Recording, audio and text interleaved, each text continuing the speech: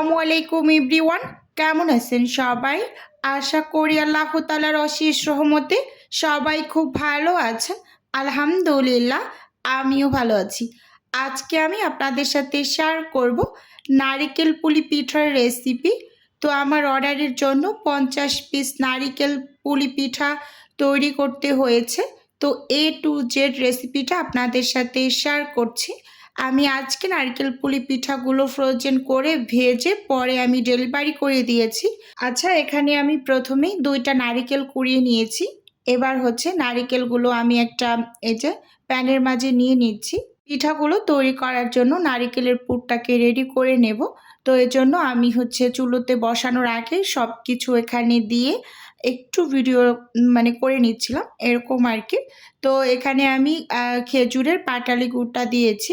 আমি একটু চাকুর সাহায্যে কেটে তারপর মেজারমেন্ট কাপ দিয়ে মেপে 2 কাপের মতো দিয়ে দিলাম। একেবারে উঁচু উঁচু করে 2 কাপ দেইনি, এরকম।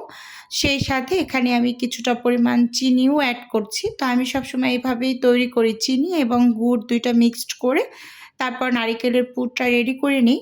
তো এবার হচ্ছে চুলোতে আমি বসিয়ে চুলোটাকে অন করেও নিয়েছি। এবার হচ্ছে খুন্তি দিয়ে একটু নাড়াচাড়া করে নেব, সব কিছুকে খুব ভালোভাবে একটু মিশিয়ে নিচ্ছি। চাইলে এই কাজটা কেউ হাত দিয়ে করে নিতে পারেন, খুব সুন্দরভাবে একটু মথে দিলে হয় কি আঠালো হয়ে যায়। বাট আমি এই কাজটা করিনি, কারণ আমি হচ্ছে অর্ডারের জন্য রেডি করছি, তো হাতটাকে কম লাগানোর চেষ্টা করছি এরকম আর কি। আচ্ছা, যাই হোক, এই যে খুব সুন্দরভাবে কিন্তু নেড়ে চেড়ে মিশিয়ে আমি এবার হচ্ছে চুলোর উপরে একটু ঢাকনা দিয়ে ঢেকে 3 থেকে 4 মিনিটের মতো মিডিয়াম আঁচে রান্না করে নিচ্ছি। এই যে দেখুন, 3 থেকে 4 মিনিট পর আমি ঢাকনাটা খুলে একটু নেড়ে চেড়ে নিলাম। আর এরই মাঝে কিন্তু নারিকেলটা অনেকটা সেদ্ধ হয়ে গিয়েছে, দেখতেই পাচ্ছেন।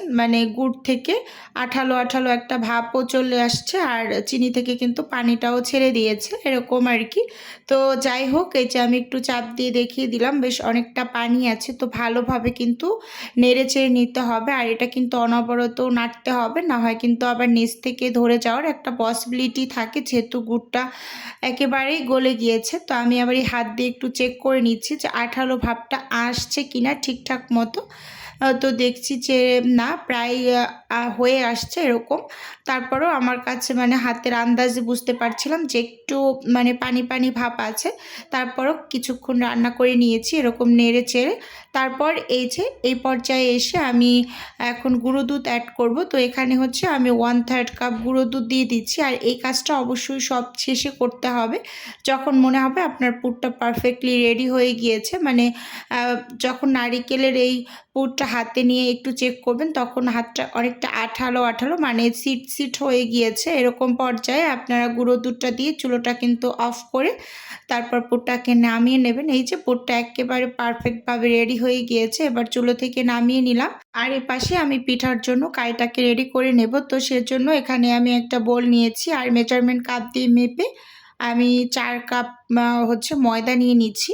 যেহেতু আমি 50 পিস নারকেল পুলি পিঠা রেডি করব, আমার আসলে এই 4 কাপ ময়দায় বেশ অনেকগুলো পিঠা হয়েছে। আচ্ছা, এখানে আমি হাঁড়িতে 4 কাপ পানি দিয়ে দিলাম, 4 কাপ যেহেতু ময়দা নিয়েছি, তো 4 কাপ পানি দিয়ে দিলাম। দিয়ে এবার পানির মাঝে আমি স্বাদ মতো হচ্ছে এখানে লবণ দিয়ে দিচ্ছি, এবং সেই সাথে 1 থেকে 1.5 টেবিল চামচের মতো আন্দাজ করে রান্নার রেগুলার তেল দিয়ে ঢাকনা দিয়ে ঢেকে আমি হচ্ছে পানির মাঝে একেবারে টক বগিয়ে বলকটা তুলে নিচ্ছি।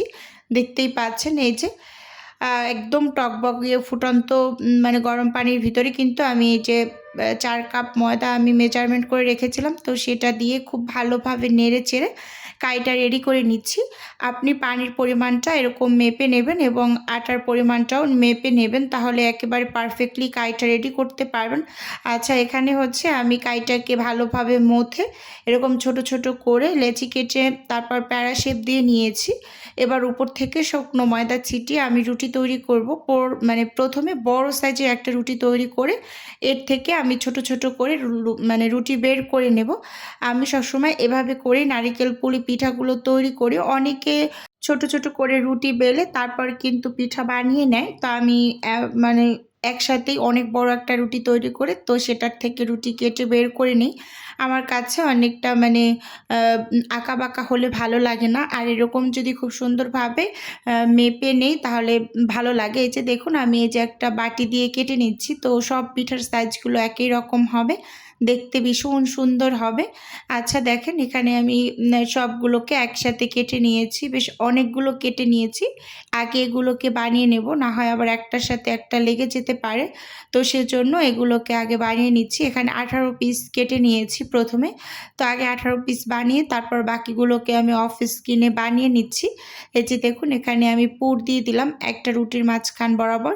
তো এবার হচ্ছে পিছন ছাড়টা আমি হচ্ছে টেনে এই পাশটার সাথে সিল করে দিচ্ছি, হাত দিয়ে চেপে চেপে ভালোভাবে একটু লাগিয়ে নিতে হবে। তো ভিডিওর এই পর্যায়ে এসে ছোট্ট করে নিজের বিজনেসের একটু প্রচার করছি। আপনারা তো অনেকেই জানেন আমার ছোট্ট একটা ফ্রোজেন আইটেমের মানে বিজনেস আছে। যদি কেউ কোনো টাইপের ফ্রোজেন খাবার ও পিঠা অর্ডার করতে চান তাহলে স্ক্রিনে দেওয়া হোয়াটসঅ্যাপ নাম্বারে নক দিলেই কিন্তু আমি A to Z বলে দেব। আর যদি কেউ অর্ডারটি সরাসরি কনফার্ম করতে চান তাহলে স্ক্রিনে দেওয়া হোয়াটসঅ্যাপ নাম্বারে সরাসরি কল করে অর্ডারটি কনফার্ম করতে পারেন। শুধুমাত্র ঢাকা সিটির মাঝেই হোম ডেলিভারি করা হয়, মানে ক্যাশ অন ডেলিভারি আমরা যেটাকে বলি। আচ্ছা এখানে কিন্তু একটা একটা করে পিঠা বানিয়ে নিচ্ছি আর ডিজাইনগুলোও কিন্তু তুলে নিচ্ছি। আমি কিন্তু সবসময় যে পুলি পিঠার যে শেপটা এটাই দেই, এটাই আমার কাছে ভালো লাগে, মানে মনে হয় অরিজিনালি পুলি পিঠা। অনেকে অনেক রকম ডিজাইন করে। আচ্ছা যাই হোক এই যে একটা একটা করে কিন্তু এখন পিঠাগুলোকে বানিয়ে নিচ্ছি, মানে পুর ভরে তো হাত দিয়ে মুড়িয়ে মুড়িয়ে আমি ডিজাইনটা করে নিচ্ছি। আর আজকের এই পিঠাগুলো হচ্ছে আমি প্রথমে ফ্রোজেন করেছি, পরের দিন সকালে মানে আমি ভেজে তারপর ডেলিভারি করেছি। আমি যেহেতু রাতের দিকে কাজ করি, এটা হয়তো বা অনেক ভিডিওতেই আমি সবসময় বলে থাকি, তো রাতে আমি কাজ করে তারপর মানে ডিপ ফ্রিজে রেখে দিয়েছি, ফ্রোজেন করেছি আগে, তারপরের দিন সকালবেলা সবগুলো পিঠা আমি ভেজে তারপর ডেলিভারি করেছি। যেহেতু আজকের এই পিঠাগুলো মানে ভাজা পুলির অর্ডার ছিল, তো একটা অফিসের জন্য নেওয়া হয়েছিল, তো সেজন্যই কিন্তু আমাকে হচ্ছে ভেজে ডেলিভারি করতে হয়েছে। না হয় কিন্তু আমি সবসময় ফ্রোজেন করে ডেলিভারি দিয়ে দিই, কাস্টমার এটাই চায় সবসময় যে ফ্রোজেন অবস্থাতেই ডেলিভারি করে দেন, এটা সুবিধাজনক। যেহেতু এটা অফিসের অর্ডার ছিল তো এজন্য হচ্ছে আমি ভেজে তারপর ডেলিভারি করেছি। যে দেখুন এখানে আমি সবগুলো বানিয়ে নিয়েছি।